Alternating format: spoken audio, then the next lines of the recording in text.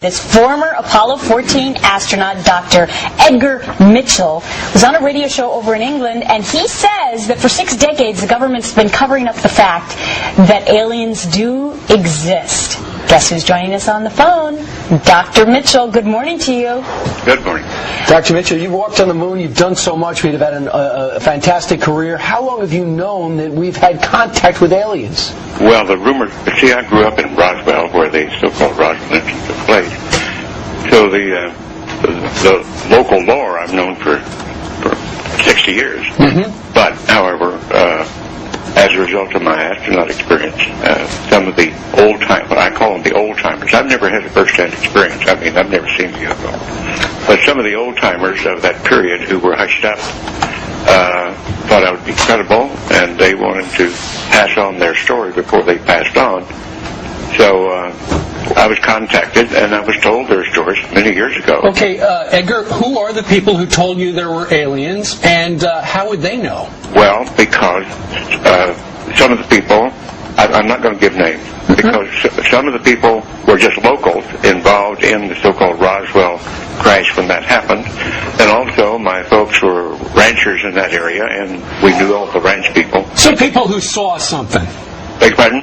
People who saw something. Some of the people who saw something and were in military or intelligence activities at that point, and were under very severe secrecy oaths at that point throughout their life. Because, Dr. Mitchell, that was my whole point when we discussed this earlier today, was what kind of secrecy document would you have to sign if you were given this type of privileged information? In those days, there wasn't a document. Yeah. They were threatened. I mean, there was real threat.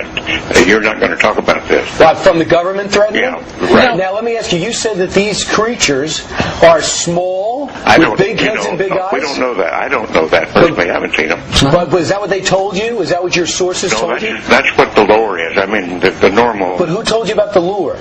Like about what, please? Like, for example, when you talk to these people who wanted their stories to live on because they won't. It was just to confirm that the Roswell incident did take place, and it wasn't, the government knew it was an alien spacecraft. Now, it was about 10 years ago, you had a press conference where you laid all these facts bare. You talked about this in public. I actually went to the Pentagon and was talked to intelligence officer at the Joint Chiefs of Staff. Yeah. And he said, I don't know about this, but I'm going to find out. All right. And he eventually called me back and said, you're right, but he couldn't get in and get access to it. What's that guy's name? No, I'm not going to tell you that. Well, I mean, because look, Edgar, a lot of people are listening to this and they're thinking, well, I don't care what they think. You want my story? I'm telling you. No, we understand, but some people think that it's so let me ask you this, Dr. Mitchell. Do you think that other people now will come to the forefront since this is being discussed again, since you're bringing this? I think it's about to, because there's been a lot of very serious and good investigators working this problem for 50 years or more. I mean, you realize this is the story of the century, if it's true. Well, the fact that we have not alone in the universe, that's a very important story. I mean, that's better than a little bit of water on Mars. Of course.